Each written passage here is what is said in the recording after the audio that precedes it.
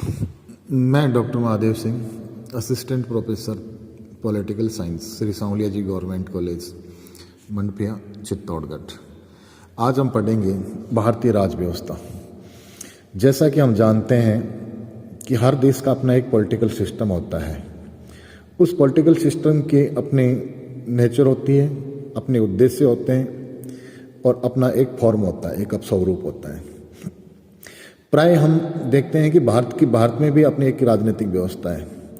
प्राय हम देखते हैं कि भारतीय संविधान जो है उसी को भारतीय राजनीतिक व्यवस्था का पर्यायवाची मान लिया जाता है, परंतु वास्तव में ऐसा नहीं है। संविधान और राजनीतिक व्यवस्था में काफ़ी कुछ अंतर है।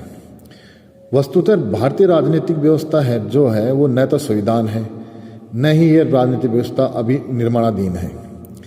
भारतीय राजनीतिक व्यवस्था का तो निर्माण उसी दिन हो चुका था जिस दिन भारत की संविधान निर्मात्री सभा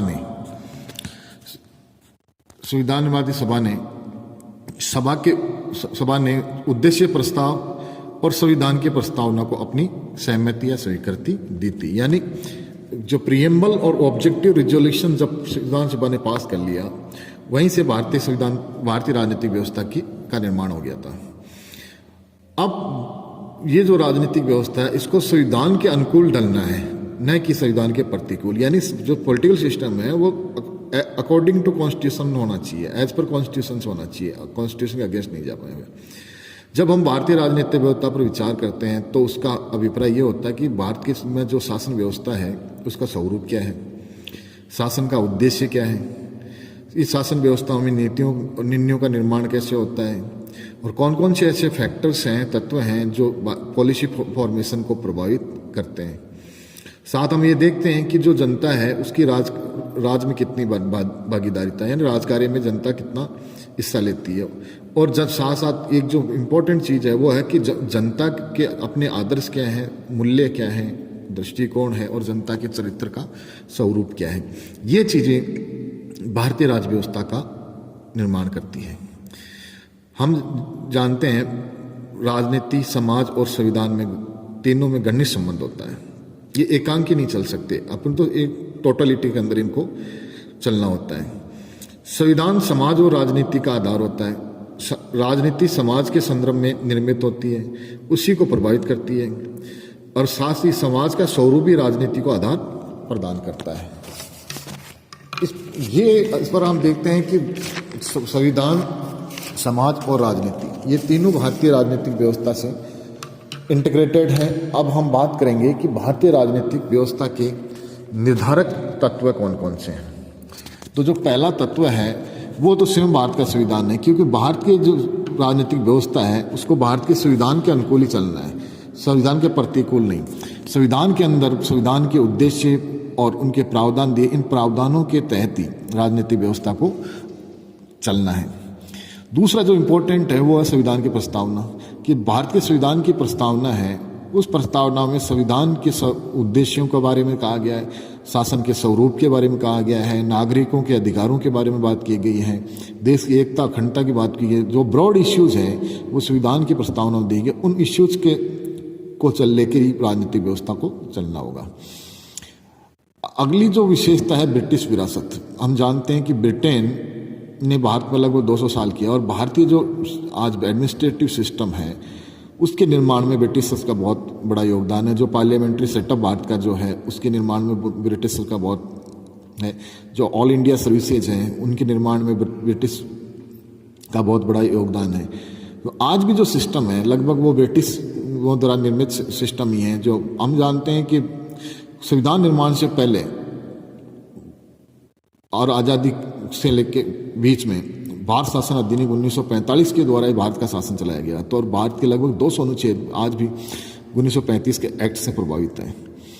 अब अगली समस्या संविधान निर्माण के संविधान के साथ साथ ये है कि भारत में एकीकरण की समस्या है, क्योंकि जब भारत आज़ाद हुआ तो प्रांतों के अलावा लगभग 650 देशी रियासतें थीं। उन देशी रियासतों का एकीकरण करना और एक अखंड भारत का निर्माण करता, भारतीय यूनियन का निर्माण करना एक बहुत बड़ी चुनौती थी, जो सरदार पटेल के नेतृत्व में उसको संपादित किया। आज भी भारत में कई प्रकार की समस्या हैं जो भारत की एकता और अखंडता को चुनौतियां देती है। तो इस एकीकरण की समस्या को भी राजनीतिक व्यवस्था में गंभीरता से लेना होगा।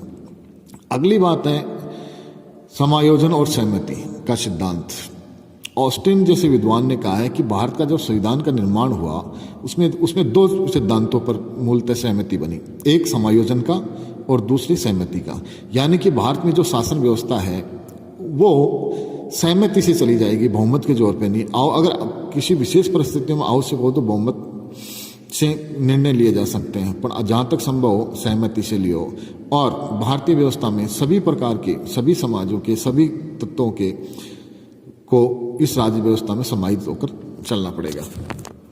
अगली जो है राजनीतिक व्यवस्था की समस्या है वो आधुनिकीकरण की समस्या है।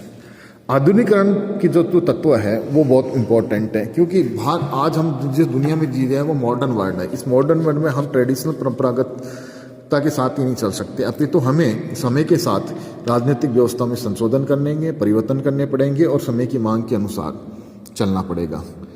अगला जो फैक्टर है वो है धर्म।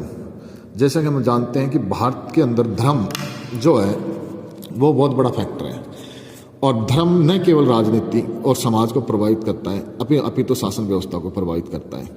भारत के संविधान निर्माताओं ने जो भारत की जो प्रेम्बल में कहा है कि भारत का एक धर्म निरपेक्ष या सेकुलर या पंथ निरपेक्ष देश होगा। सेकुलर देश का मतलब इसका ये हुआ कि भारत किसी भी धर्म के आधार पर लोगों के बीच में भेदभाव नहीं करेगा और किसी भी धर्म को राज्य धर्म घोषित नहीं करेगा, अपितु सभी धर्मों के लोगों को अपने अपने धर्म को, अपनी अपनी आस्था को मानने का अधिकार है, उनको प्रचार प्रसार करने का अधिकार। और धर्म की बात करते हैं तो भारत के अंदर जो राजनीतिक है, भारतीय राजनीति है, वो धर्म से काफ़ी प्रभावित हो जाती है।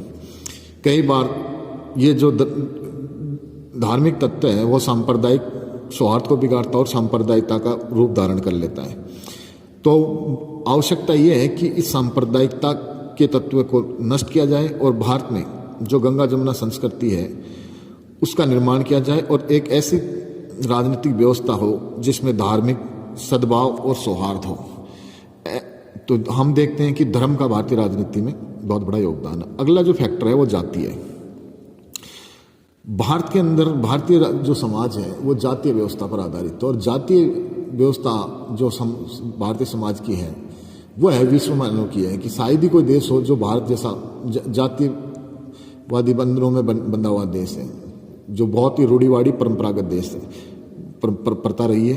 परंतु समय के साथ मॉडर्न वर्ल्ड के अंदर जाति के स्वरूप में परिवर्तन आता है। जातीय जो अलगाववाद था वो आज कहीं न कहीं जातीय सौहार्द की तरफ दिखाई देता है। जब हम राजनीति की बात करते हैं तो राजनीति में जाति का बड़ा अहम रोल होता है, चाहे वो चुनाव की पॉलिटिक्स हो, चुनाव के बाद की पॉलिटिक्स हो, या फिर शासन की नीति निर्माण को प्रभावित करने की हो।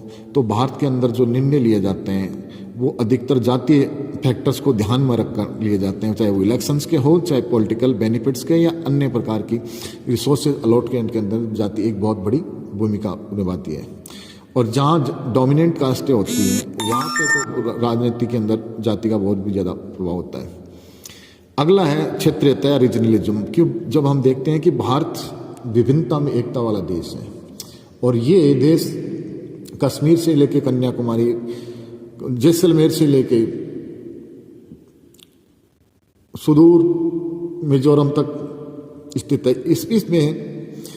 इसमें भौगोलिक रूप से देखें, चाहे सांस्कृतिक रूप से देखें, चाहे सामाजिक रूप से देखें, चाहे धार्मिक रूप से देखें या भाषाई रूप से देखें, तो विभिन्नताएं पाई जाती है। और ये जो क्षेत्रीयता की जो भावना आजकल प्रबल होती जा रही है वो भारतीय राजनीतिक व्यवस्था के लिए एक प्रबल चुनौती है, और इस क्षेत्रीयता की भावना को निपटते हुए भारतीय राजनीतिक व्यवस्था को चलना है। जो अगली जो निर्धारक तत्व है वो है भाषा। भाषा एक बहुत ही महत्वपूर्ण चीज़ है, और भारत के अंदर संविधान में त्रिसूत्री फार्मूला अपनाया गया है कि हिंदी राष्ट्रभाषा होगी, राज्य की भाषा होगी, कामकाज की हिंदी के साथ साथ अंग्रेजी होगी, और क्षेत्रीय भाषाएं भी होंगी। जो भाषाई सूत्र अपनाए गए हैं, हम देखते हैं कि भारत के अंदर भाषा के आधार पर बड़ा संघर्ष है। उत्तर और दक्षिण के मध्य हिंदी को लेकर काफ़ी समस्या है कि दक्षिण भारतीय हिंदी का विरोध करते हैं, वो उत्तर भारतीय हिंदी को राष्ट्रभाषा बनाना चाहते हैं। तो भाषा के आधार पर हम देखते हैं कि बहुत अहम संघर्ष होते हैं और इस भाषा के फैक्टर को एक सर्वसम्मति के फॉर्मूले को अपनाते हुए संभालना चाहिए, सुलझाना चाहिए। इस प्रकार हम देखते हैं कि भारतीय राजनीतिक व्यवस्था है वो एक बहुत ही समसामयिक समायोजी राजनीतिक व्यवस्था है जो समय के साथ अपने आप को एडजस्ट करते हुए आगे निरंतर बढ़ रही है।